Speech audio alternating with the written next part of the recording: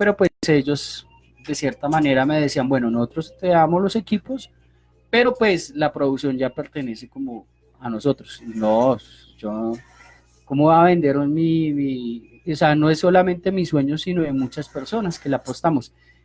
Entonces en esta película conseguimos en esa época, tenía un ahorrito, una cámara que se llama la Canon T2i, estoy haciendo aquí publicidad Canon.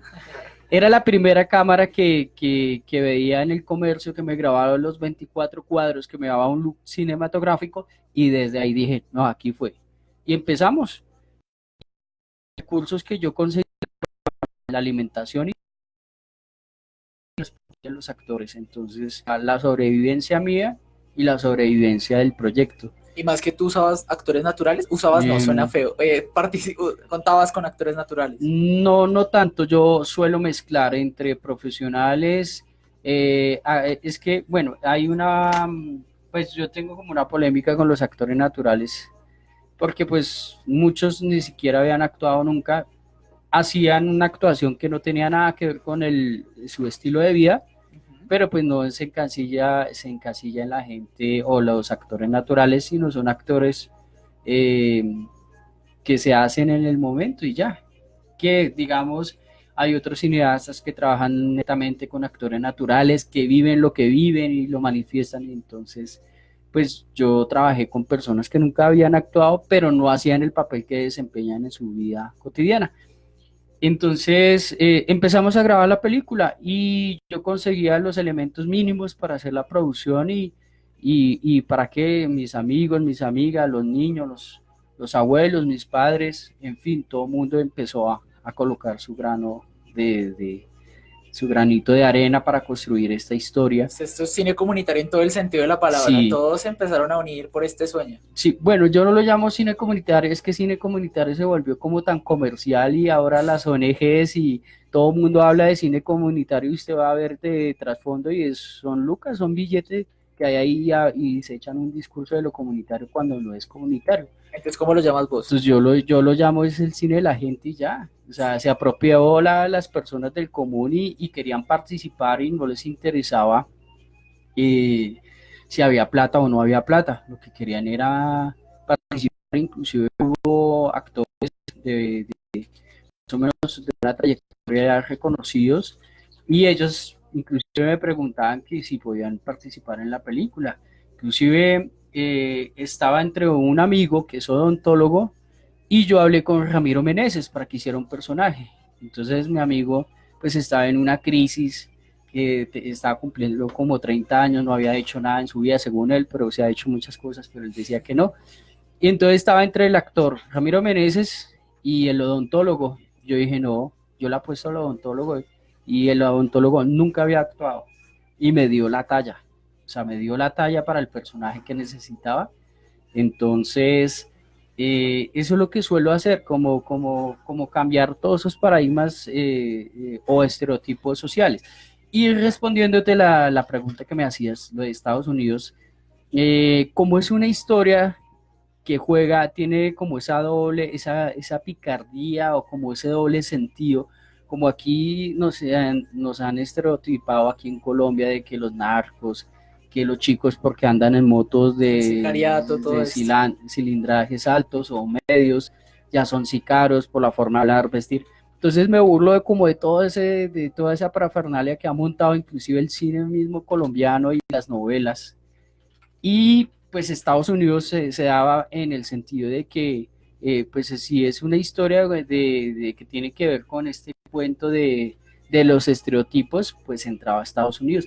Me contacté con una persona casualmente por internet. Él me preguntó una vez, alguien preguntaba por internet, hey, ¿alguien conoce tal cámara? Yo conocía esa cámara, le di las especificaciones, seguimos hablando y un día le dije, parcero, vea, es que estoy haciendo una, no tengo plata, necesito unas tomas de Estados Unidos. Entonces él me dijo que pues que él iba a ir a Nueva York y que sí que él me lo llevaba. Entonces yo le dije, ah, pero plata no hay. Entonces, pues era una persona que se fue de aquí de Colombia buscando oportunidades allá. Él trabajó en la película María Llena de Gracias y hizo un personaje ahí. y casualmente se dio. Y así mismo pasó con la gente de Francia y con la gente de arriba de Alemania, ya se me olvidó el nombre del otro país. Bueno, gente del común, y ellos grabaron allá y me enviaron las imágenes. Entonces esto fue pues por contactos, por amigos y por internet y casualidades de la vida. O sea, no sé, uno cuando empieza algo y lo quiere, pues también las cosas se aparejan.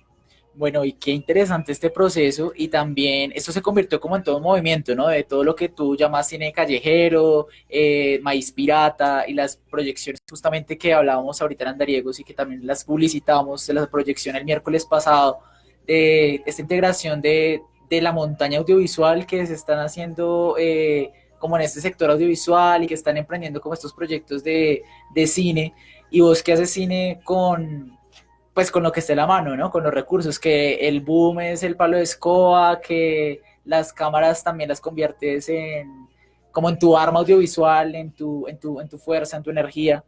Y quisiera preguntarte qué proyectos estás moviendo ahora, qué audiovisual podemos encontrar de Felipe Ávila para 2018, 2019 en las redes o en dónde podemos encontrar tus audiovisuales. Bueno, te aclaro, digamos, hay como un auge y una gente que se viene creando, no solamente como yo como realizador, sino de muchos más realizadores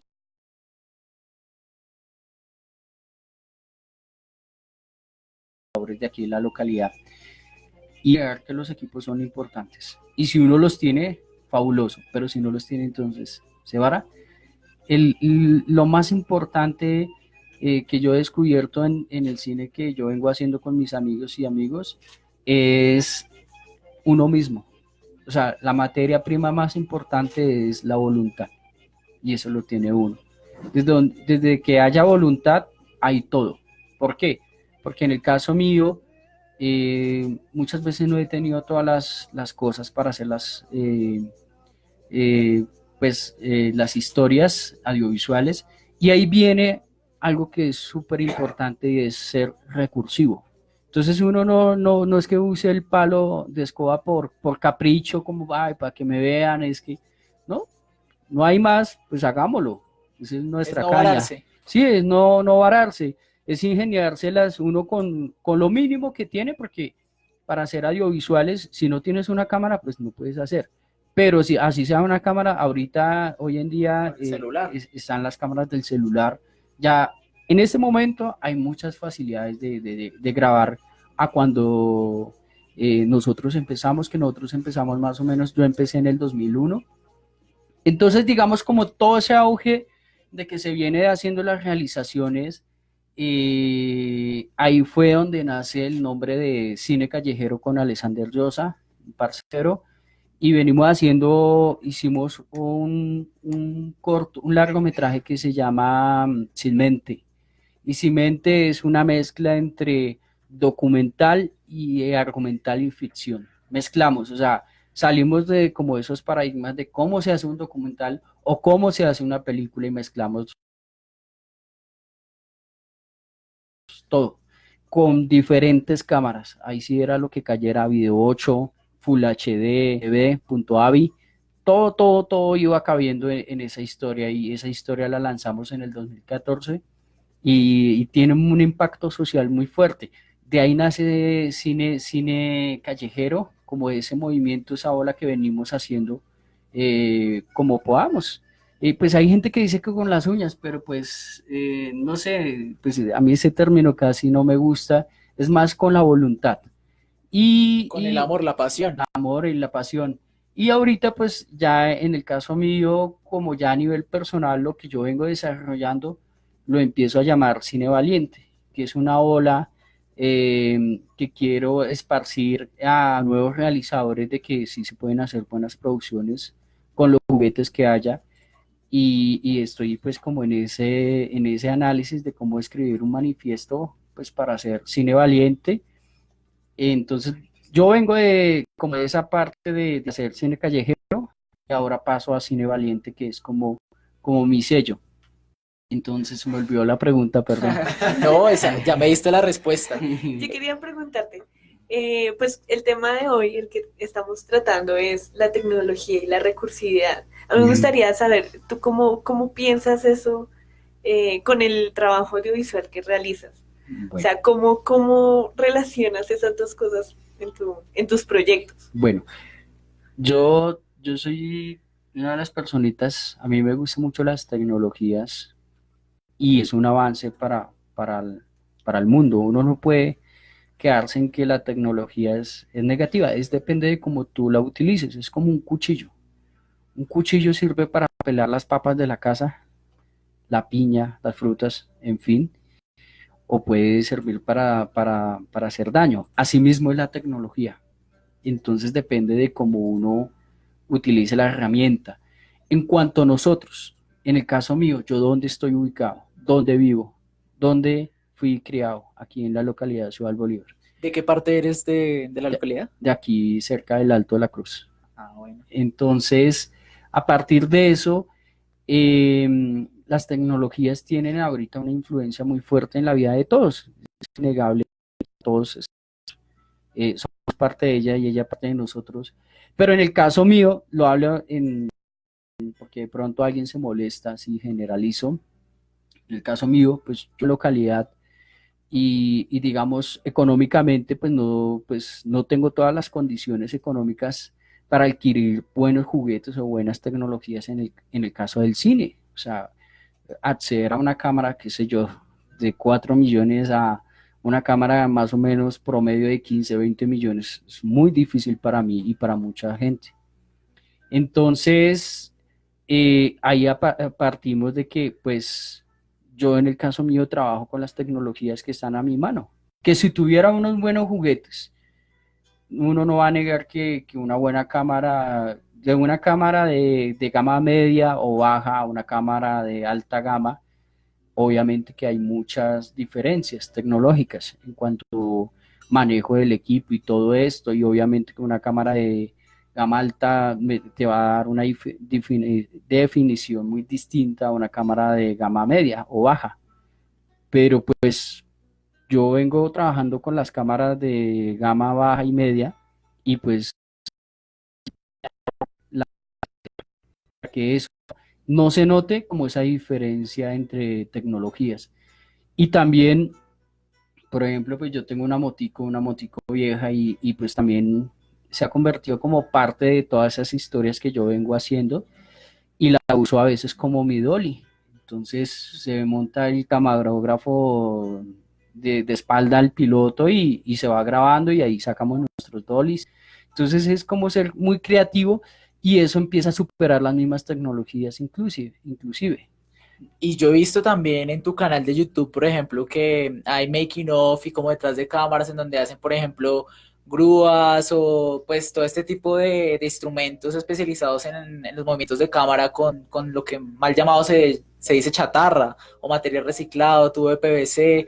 ¿De dónde surge esta idea que también es un movimiento pues en el campo audiovisual, ¿no? De hacer y reutilizar todo lo que puede ser reciclado para hacer estas cosas? A ver, una grúa para cine más o menos la más baratica está en promedio de 1,5 millones ahorita.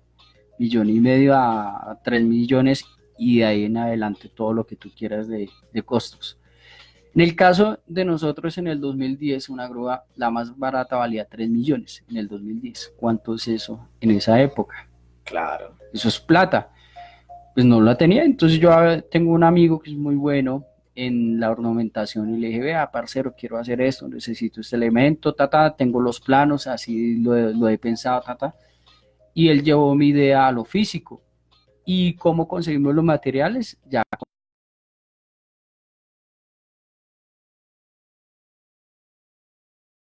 con reciclaje. Supuestamente compramos algunas partes de tubería de hierro y armamos nuestra grúa. O sea, y esa grúa saldría más o menos como por 200.000 pesos por mucho.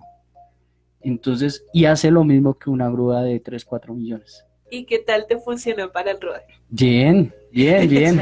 Fue increíble. Sí, Mejor que la claro. grúa original.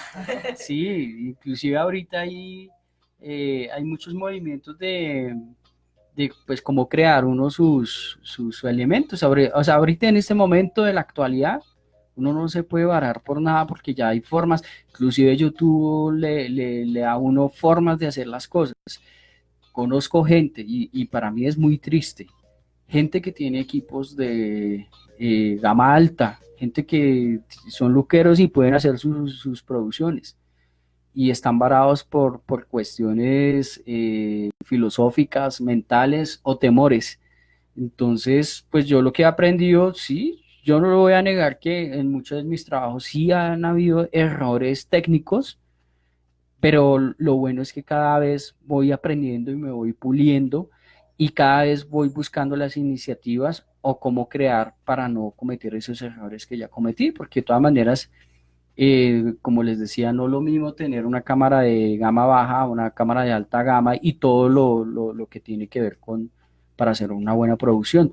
Pero entonces ahí cada vez me he venido formando y eso pues empieza a hablar por mí, mis trabajos. O sea, yo ya no tengo necesidad de ponerme a como a hablar, sino los mismos trabajos empiezan a defenderse. ¿Y tú has llevado este conocimiento que has adquirido a través del empirismo a otras personas, o sea, a otros chicos que también se impulsan por el mundo audiovisual?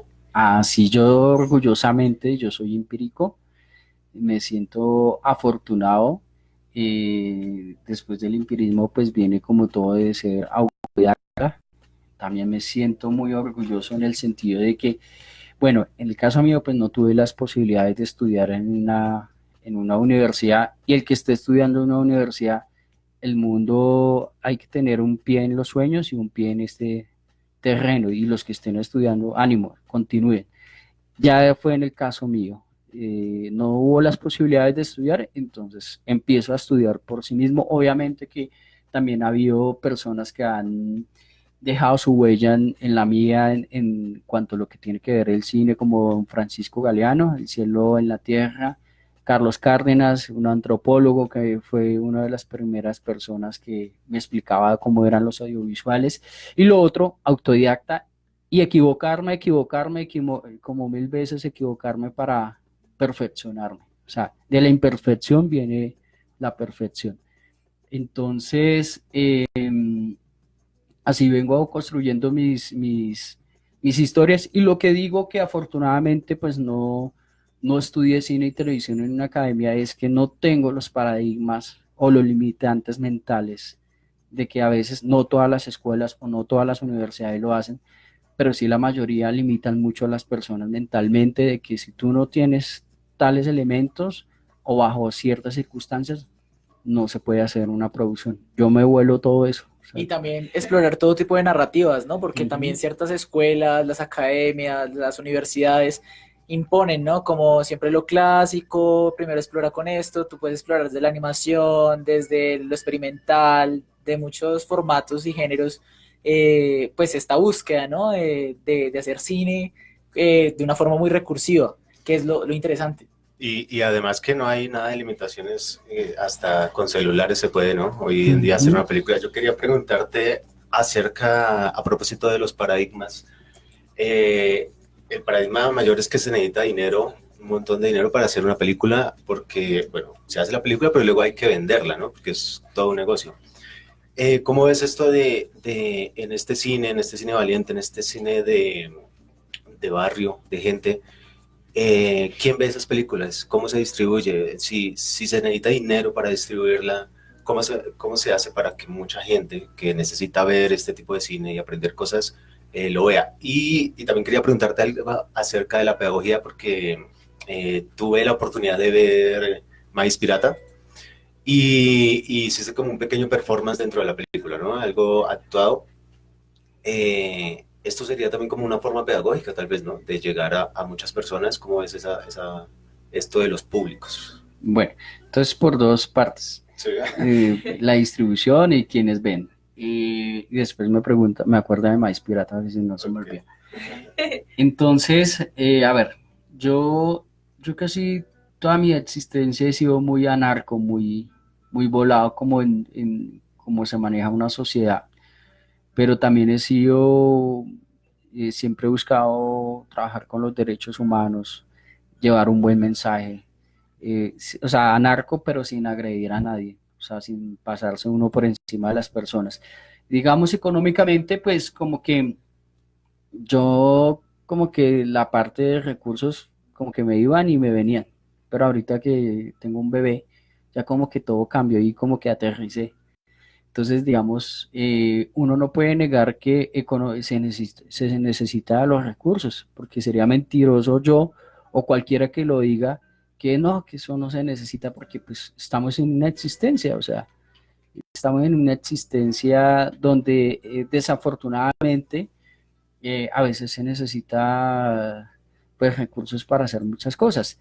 Yo afortunadamente he superado como toda esa limitación de recursos, pero obviamente que digamos ya antes pues estaba solo como que me valía el mundo, si estaba solo o acompañado, pero ya con un bebé cambia todo, ¿sí? Entonces, digamos, el Estado tiene unas responsabilidades y tiene que seguir cumpliendo esas responsabilidades a nivel social, aunque aquí pues en Colombia pues como que se hacen los locos, los sordos, los ciegos, los mudos, bueno, en fin.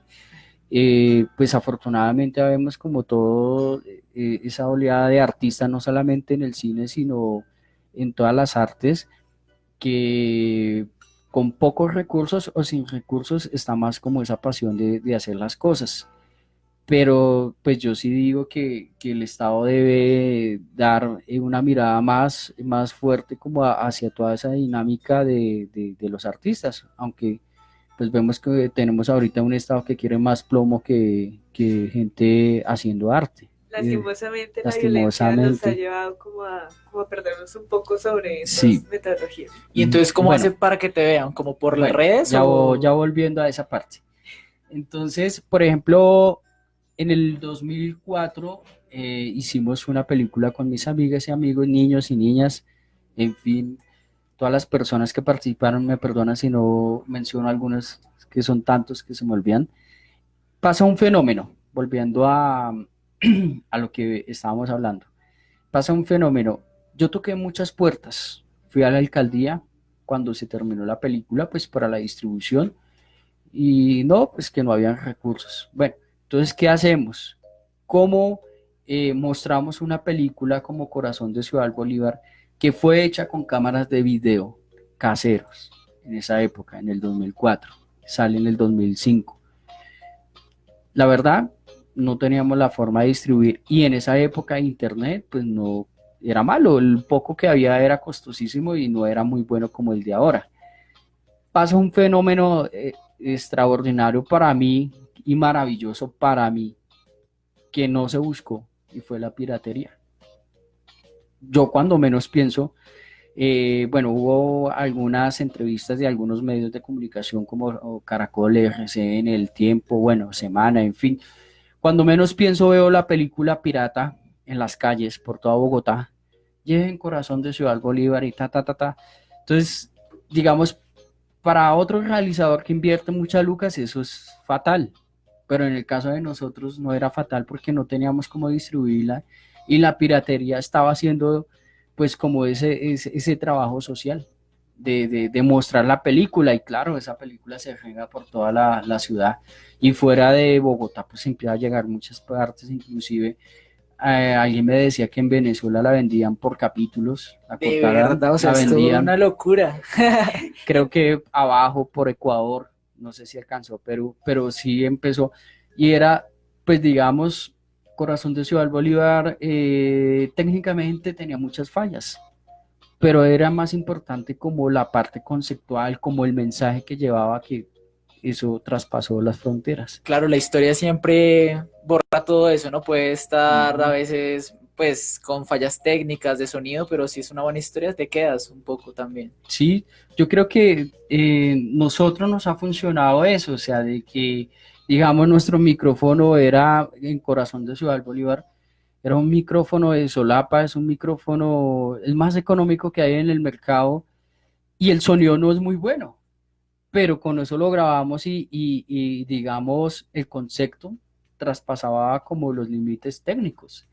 Entonces, eso pasó con Corazón de Ciudad Bolívar, empieza a ver esa distribución En este momento pues está la parte de redes, todo lo que tiene que ver con YouTube e Internet, ya es más fácil de comunicar, de transmitir, de compartir, pero en el 2005 era jodido. Claro, hasta por Facebook ahora se pueden ver películas y series de otros países que de pronto no tienen el acceso acá por la parabólica o algo así. Ya se pueden retransmitir y pues buscar en Google en 5 segundos. Aparece todo en las plataformas, ¿no? Yo quiero que los oyentes oigan parte de lo que es el documental El Mar y el Nevado, que está en tu canal de YouTube, Felipe Ávila, y quiero que oigan como esta parte de cómo suenan las pelis de Felipe y de cómo se hizo como este mini tráiler que aparece en YouTube.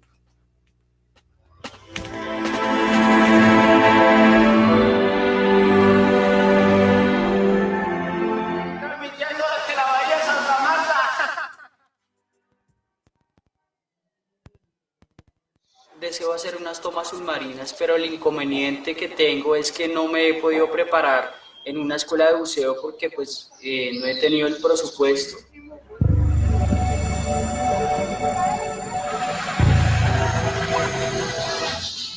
Se te mete muy bueno, muy lindo.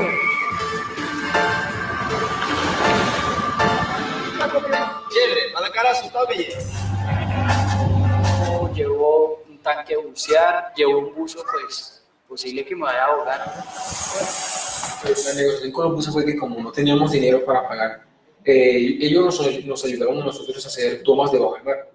Y las tomas que nosotros hiciéramos le pasáramos unas copias a ellos para que ellos hicieran publicidad en su negocio. Me tiro hacia el mar, obviamente que me da pues pánico, pero explorando el fondo del mar donde íbamos a grabar, y él se da cuenta que nada.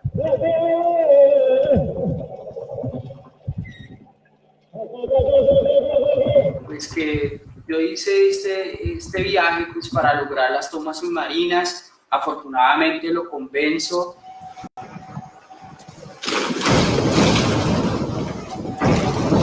Ok, tranquilo. Yo quedo en este sitio solo, pero el problema que tenía era que el mar me iba jalando. Empiezo a tener una serie de sensaciones pues de incertidumbre, ya que estoy en el mar abierto. El cuerpo de él se mueve violentamente, pues a observar qué era lo que le estaba pasando, pues yo me asusto porque pensé que lo había atacado algún animal. Vamos a ver la selva acuática.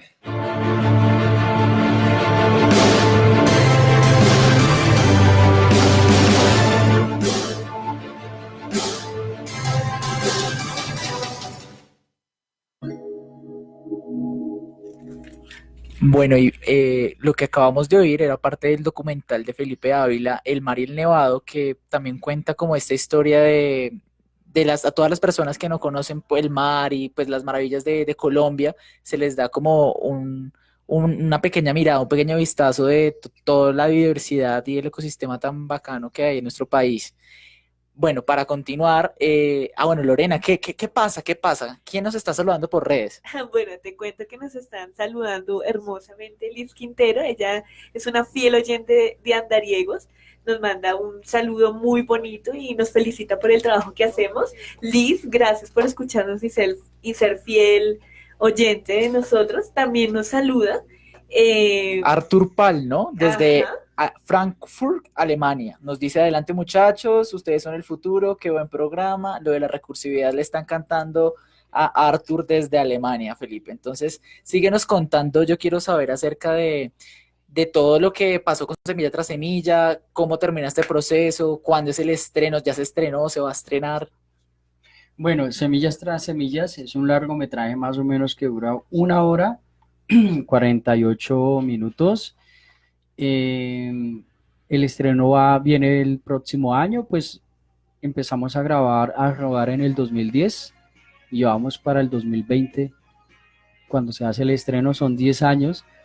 De pronto alguien dice que por qué tan demorado el proceso, que por qué, pero pues en el caso mío, pues voy como los cangrejos, voy lento pero firme y Y ha sido un proceso muy difícil porque pues no ha habido recursos económicos, pero sí mucha voluntad de todas las personas que han participado. Estamos en la parte ahorita ya de finalización del montaje, estamos en la parte de hacer la música y la corrección de color y sale el otro año. La idea es que salga más o menos para estas épocas. Eso va a pasar con Semillas tras Semillas. Bueno, qué interesante, ¿no? Y todos ahí súper atentos. ¿Y en dónde la vamos a poder ver? ¿En salas de cine o en algún espacio audiovisual? ¿O cómo la piensas proyectar? En el parque del barrio mío, allá en el Alto de la Cruz, que todo el mundo la vea, que llegue El que quiera verla. sí, Claro el que que sí. quiera verla, libre, gratis. ¿Y dónde podemos estar pendientes? Porque a veces es difícil saber como el día exacto para poder ir a ver las producciones. Seguirle la Bueno, La pista. ahorita pues vamos a crear el niche que dicen, todo lo que tiene que ver. Pues yo no le llamo mercadeo porque pues lo que quiero con Semilla es compartir, más que vender y estas cosas es compartir y pues a las personas o a los realizadores pues que quieran ver pues cómo desafiamos como esas leyes naturales de cómo se hace una película, compartir como ese conocimiento que adquirimos en este tiempo. Entonces vamos, pues estamos como en la parte de crear nuestra, sea un Facebook, una página, bueno, donde vamos a empezar a botar información de la película, vamos a empezar a mostrar cositas de la película para que la gente esté atento y a través de ese medio, pues la idea es que la gente empiece a conocer cuándo va a ser el estreno de la película. Bueno, súper chévere, ¿no? ¿Y cómo son tus redes sociales? ¿En dónde te podemos contactar? ¿Dónde podemos seguir todo esto que hace Felipe Ávila? Pues el Facebook es Felipe Ávila y sale ahí un loco con una cámara de video con un casco de moto. Eh, Tus dos grandes pasiones, ¿no? La motocicleta y el sí, audiovisual. pues ya me fui hasta Bolivia en la moto. haciendo película también hasta Sí, Bolivia. sí, hasta Bolivia nos fuimos con un loco que se llama Alexander Madrigal, un politólogo de la Nacho, y nos fuimos los dos en esa moto. Es una moto de un cilindraje bajo, una 125.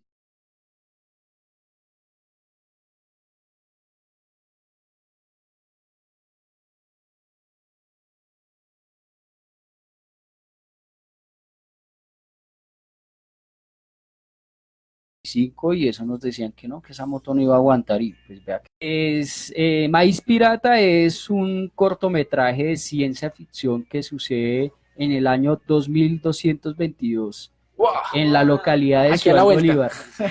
Entonces, yo cuando monto la idea era hacer, o sea, escuchaba a muchos amigos realizadores, gente de academia, y estaban, cuando hablaban conmigo, sentían con limitantes porque no podían hacer sus propias realizaciones porque ya sea por parte económica, técnica o parte de tener un parche para hacer sus propios trabajos.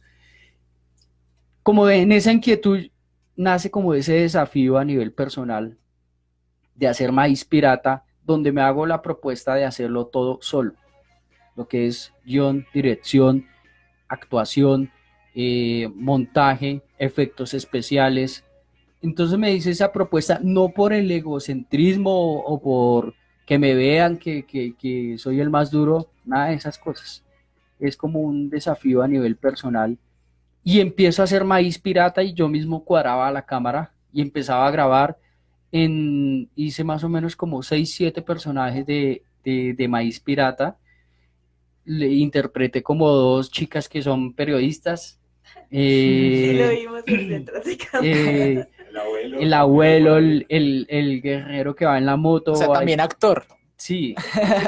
Entonces, digamos, empiezo a hacer esto y con el propósito de mostrar a la nueva generación de los nuevos realizadores de que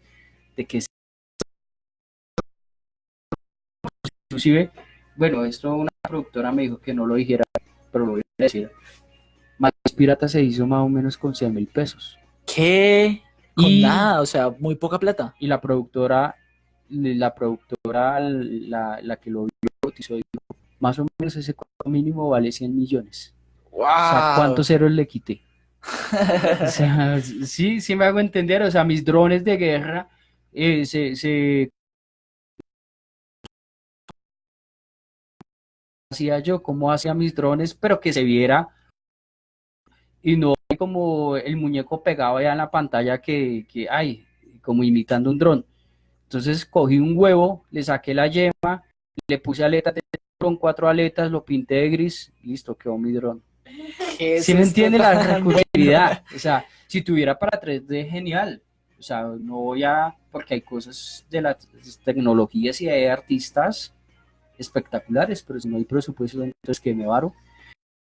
Y entonces Maíz Pirata viene como todo ese desafío, pero ya iba como en cierta parte y más o menos el 60-70% de Maíz Pirata lo hice solo. Y el otro 30-40% sí me ayudaron, como en el maquillaje de las chicas, porque yo no sé cómo se maquilla una chica. Digamos, en algunas partes la cámara, Arbey Cruz me colaboró, un parcero, me ayudó con manejando la cámara.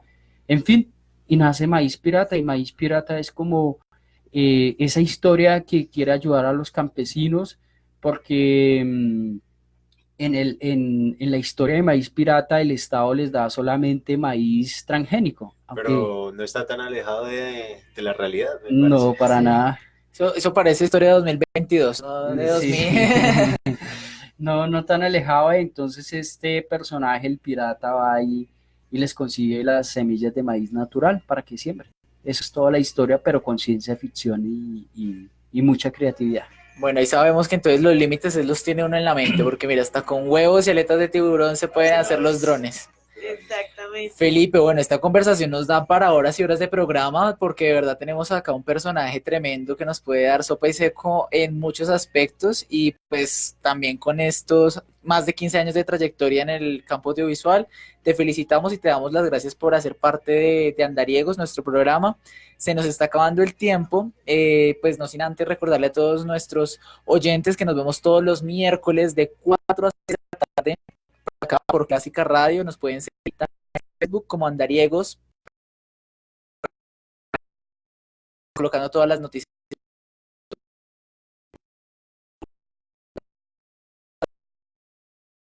acompañado. En Ciudad Bolívar. Ciudad Bolívar, yo sí, real, adiós.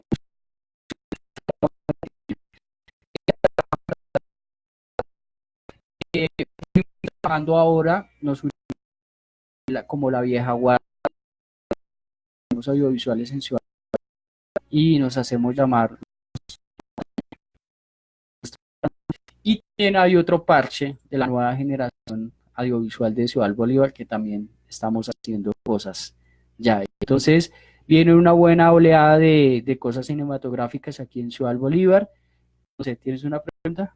Se nos acaba el tiempo, pero no, y era eso, como, ¿qué podemos hacer para mejorar la vitrina acá en Ciudad Bolívar? Para que podamos ver las cosas. Y para ser parte, que nos tengan ahí en cuenta Claro también a que nosotros. sí. También. Yo creo que para una buena vitrina lo que se necesita es menos discurso y más acciones. Totalmente de Eso acuerdo. es. Estoy de Hacer acuerdo la voluntad contigo. que tú llamas, ¿no? Y yo llamo y la gente que, independientemente de que sean cineastas o no, lo que hagan, la voluntad, o sea, el motor más fuerte que tenemos, lo que tiene uno como ser humano, es la voluntad y la creatividad. Con esas dos cositas, uno mueve el mundo. Bueno, Felipe, muchísimas gracias de verdad por habernos acompañado. Y nos despedimos con Herencia de Timbiquí con su tema Sabrás. Acá en Andariegos a las 5:58. Nos vemos el otro miércoles. Muchas gracias por oírnos y sintonizarnos.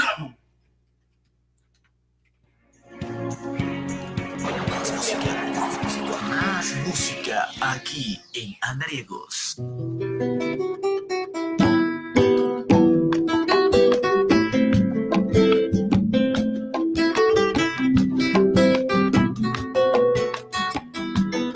Quiero que sepas que mi corazón en toda situación te va a querer, que cuando te miro siento el amor más grande que puede haber en mi ser. Quiero que sepas que quererte a ti me nace de forma muy natural, que tu existencia es lo mejor que a mí en esta vida me pudo pasar. Y aunque me esté quedando sordo, y aunque me esté quedando ciego, y aunque me esté quedando mudo, te haré saber que te quiero. Y aunque yo ya me encuentre viejo, aunque esté triste o contento, te haré saber de cualquier modo que estarás en mis adentros.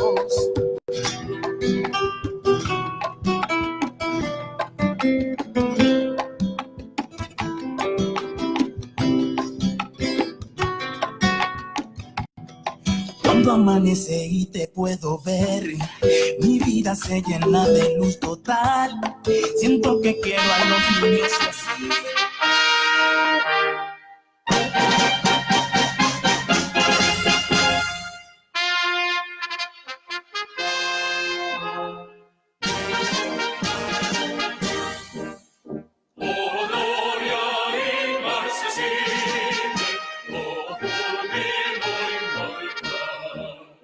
El sol